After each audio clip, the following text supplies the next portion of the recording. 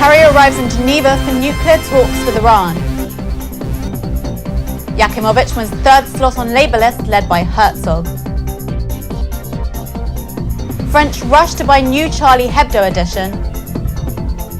And Brazilian Krav Maga delegation visits Israel.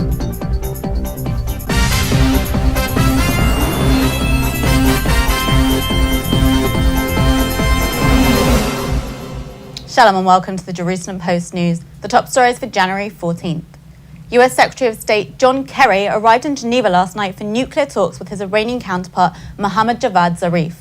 The meeting is a bid to revive the search for a nuclear deal after negotiators failed for the second time in November to meet a self-imposed deadline. The US State Department has stressed that any bill from Congress regarding new nuclear-related sanctions on Iran during international talks will be vetoed by US President Barack Obama. Talks between Iran, the permanent 5 members of the UN Security Council, and Germany are resuming in Geneva this week. The official results of the Labour primary were announced this morning, putting former chair Shelley Yakimovich in the third slot after her successor Isaac Herzog and Hatznawar head Tzipi Livni. Labour members voted for candidates who concentrate on socio-economic issues, putting the leaders of the 2011 socio-economic protests, Stav Shafir and Ditzik Shmuley, in 4th and 5th place. The remainder of Labour's top 10 will be MKs Omer Bar-Lev, Hilik Bar, Amir Peretz, Merav Michaeli and Eitan Kabel. The results were a disappointment for Kabel, who was considered a favourite for the third slot. The first edition of Charlie Hebdo, published after last week's deadly attack on the paper, sold out within minutes at kiosks around France today.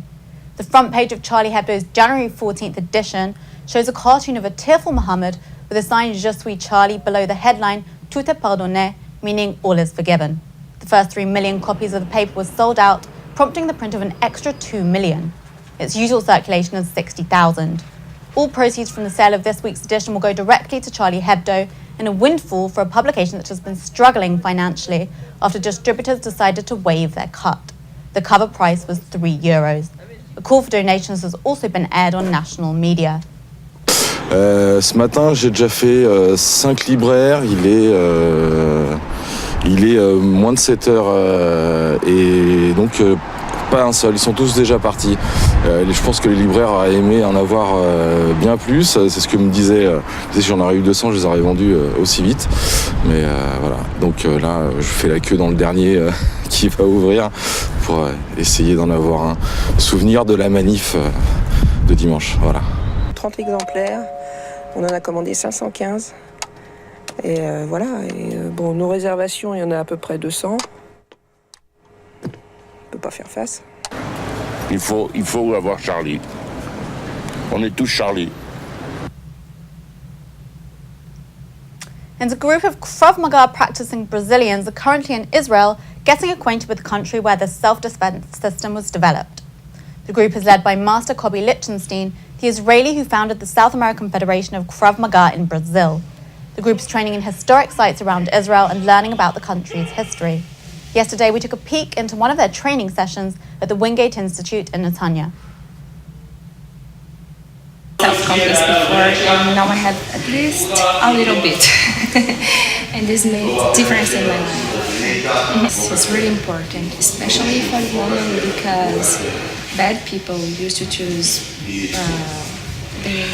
the woman because they look like not too strong. There is a saying that violence it's self-defense. When you teach it, when you do it in intelligence, it's not violence, it's self-defense. Violence out of self-defense, it's not violence, it's intelligence. So it can be violent, but only if I have no choice. It's me or him, it's me. And that's it for today. We'll be back tomorrow with more news from Israel. Until then, shalom from the Jerusalem Post studios.